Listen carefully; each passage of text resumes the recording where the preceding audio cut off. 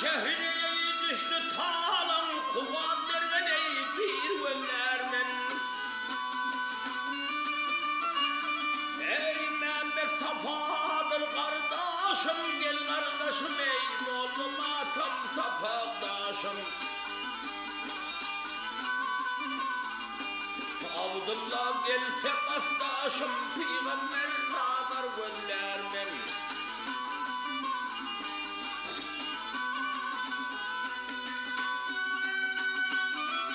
Yar sonunda kuvancım benim, gel gel benim, ey gelir men senin de senin.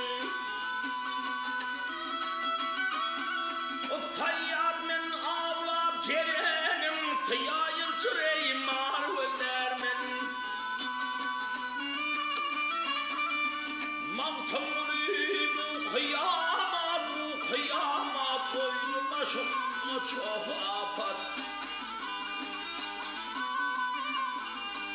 Türkmen ilim ey anamlar, azap değil güzel göndermen. Ahay ley ley,